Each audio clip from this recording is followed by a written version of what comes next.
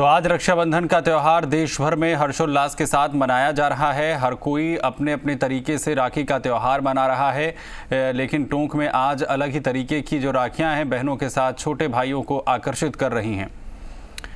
इसी पर बात करेंगे और आखिर किस तरीके से आज हर्षोल्लास के साथ रक्षाबंधन का जो त्यौहार है वो प्रदेश में मनाया जा रहा है। ग्राउंड जीरो से जी मीडिया संवाददाता हमारे साथ यहां पर जुड़ रहे हैं। विष्णु हमारे साथ जयपुर से हमारे साथ, इसके साथ ही हमारे साथ जुड़ रहे हैं अविनाश जगनावत उदयपुर से। विष्णु, पहले आपके पास आ रहा हूं, कैसी रौनक आज देखने को मिल रही है? बिल्कुल, राखी को लेकर बहुत ज़बरदस्त उल्लास है। बहनें अपने भाइयों के यहाँ राखी बांध रही है। इस वक्त हम जो मुख्य सचेतक हैं महेश जोशी, उनके घर पर हैं। यहाँ पर अंतर्राष्ट्रीय ब्राह्मण संगठन की कुछ महिला बहनें हैं, वो राखी बांधने पहुँची है। वो झुंझुनू से चलकर यहाँ जयपुर पहुँची है मुख्य सचेतक महेश जोशी के आवास पर।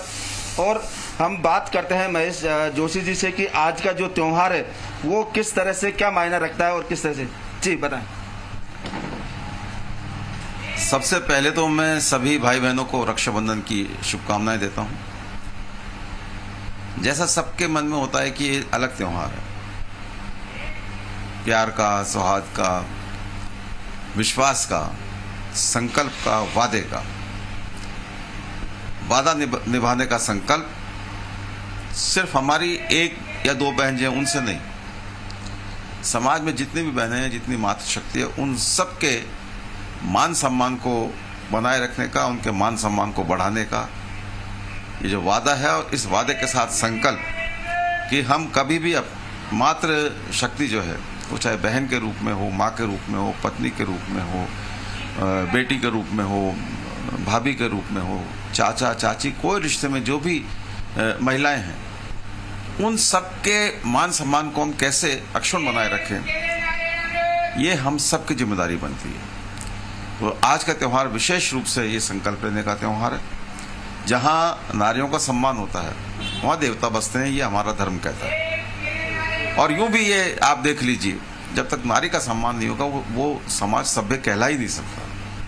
तो नारियों के सम्मान की, बहनों के सम्मान की रक्षा का वादा करना और उस वादे को निभाने का संकल्प करना, इसका त्यौहार मैं आज के दिन मानता हूँ।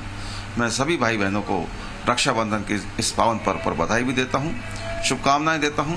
और जिस प्रकार से आज हमारी जो नारी शक्ति है देश की, बल्कि कहूँ दुनिया की नारी शक्ति जो है, वो जिस तरीके से आगे बढ़कर अपनी जिम्मेदारियां निभा रही है, आने वाला समय पूरी तरीके से नारियों के, महिलाओं के, बहनों के, उनके सम्मान को बढ़ाने वाला होगा और समाज में उनको उचित स्थान और उचित सम्मान मिल पाए, इस बात की हम सबकी कोशिश होनी चाहिए। बहुत बहुत शुभकामनाएं।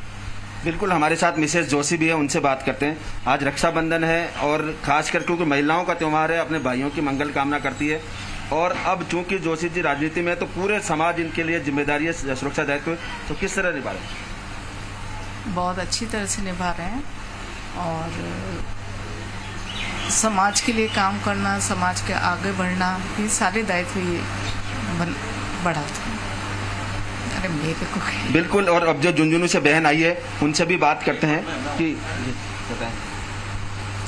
हम तो जैसे ब्राह्मण अंतर्राष्ट्रीय संगठन है, तो जैसे सारे ब्राह्मण एकजुट हो जाएं, तो उसके लिए ही राखी के इस पावन अवसर पे हम आए हैं कि हमारा पूरा समाज एकजुट होके, एक साथ होके एक नया मुकाम हासिल करे कि सारे समाज से आगे निकले। तो इसीलिए भाई साहब के राखी हम बांधने आए हैं कि ये हमारे साथ होंगे तो इनके सहयोग से हम बहुत आगे पहुंच जाएंगे, ऐसा ही विश्वास है हमारा। बिल्कुल, हम जोशी जी से बात करते हैं वापस एक बार फिर कि जी बताएं कि राजनीति में आप और राजनीति के महत्वपूर्ण दायित्व की पूरा समाज उनके लिए बराबर है। देखिए, समाज बराबर है, हम सबको उदाहरण भी पेश करना है कि हम कैसे नारियों का सम्मान हम अपने घर से शुरू करें।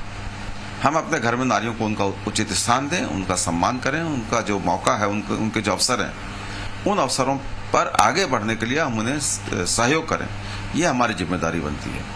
और आज का दिन मेरे लिए इसलिए भी विशेष महत्व है कि आज मुझे बहुत खुशी है कि झुंझुनू से ब्राह्मण समाज की बहनें आज मेरे प्रति अपना प्रेम, आशीर्वाद प्रदर्शित करने के लिए यहाँ आई हैं, मुझे आशीर्वाद देंगे, स्नेह देंगी। और मैं विश्वास दिलाता हूँ कि झुंझुनू से आई सभी बहनों और जो दूसरी बहनें उन सबके विश्वास पर खरा उतरने का मैं संकल्प लेता हूं और खरा उतरूंगा, इस बात का मुझे विश्वास है। तो मुख्य सचेतक महेश जोशी को आप यहाँ पर सुन रहे थे, आखिर किस तरीके से बड़ी जिम्मेदारी जो है उनके कंधे पर है और उसे पूरा करने के लिए वो क्या कुछ जो है इस वक्त